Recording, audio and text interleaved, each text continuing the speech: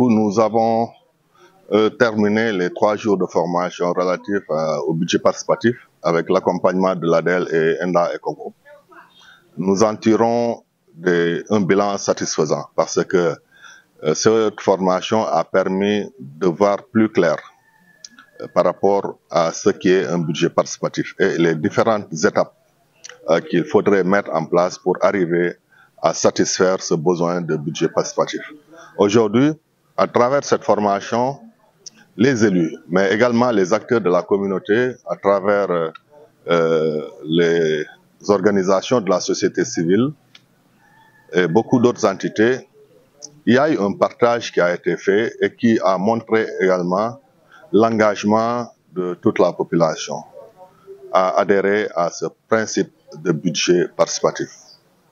Aujourd'hui, l'engagement de la commune de Bignona, c'est de valoriser tout ce qui a été capacité à travers ces 3 jours et à exécuter le budget participatif. Ce qui fait que l'engagement est déjà pris d'élaborer pour le budget 2026 un pan du budget le consacré au budget participatif.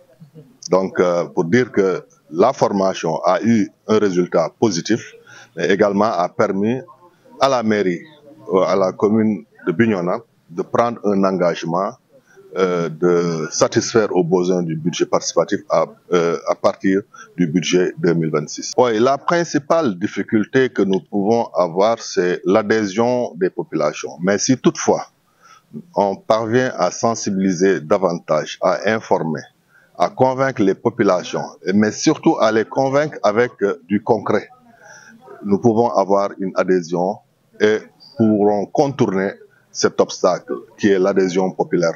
Aujourd'hui, nous sommes en train de faire des réalisations et il n'y a pas plus concret que de montrer des réalisations sans entrer dans le budget participatif.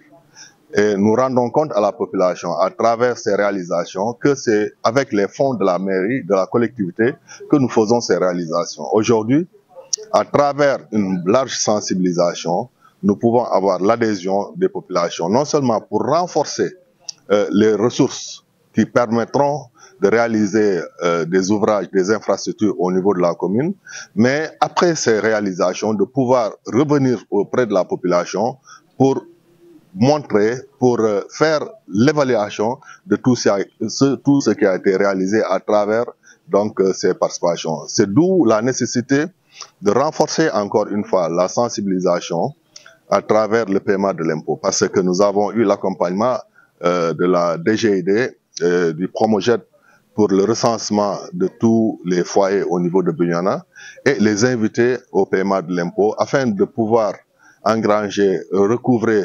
un assez grand nombre de ressources pour subvenir aux besoins de Bignona. Parce que on sait que aucun pays, aucune collectivité ne peut se développer sans la fiscalité. Déjà, si vous voyez la représentation qui a été faite lors de cet atelier, montre que toutes les couches ont été impliquées.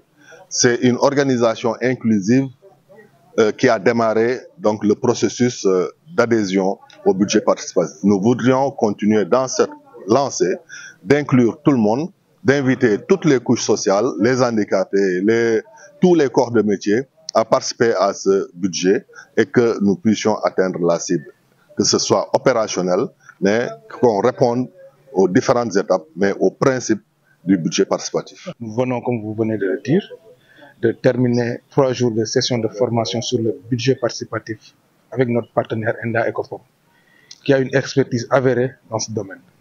Nous avons un objectif de sensibiliser les élus locaux, les acteurs territoriaux sur le budget, sur la mise en œuvre du processus de budget participatif, afin d'améliorer la gestion financière d'une manière inclusive et transparente pour mieux prendre en charge le développement local.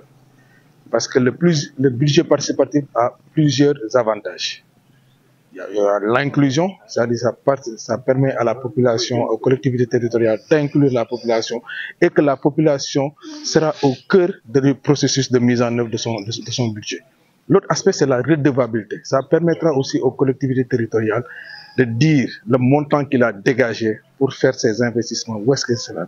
Il y aura aussi ce qu'on appelle l'action du contrôle citoyen qui permet à chaque citoyen de savoir le 1 franc dépensé par sa collectivité territoriale. Comme vous voyez, nettement avec nous, c'est un outil très puissant pour la démocratie participative.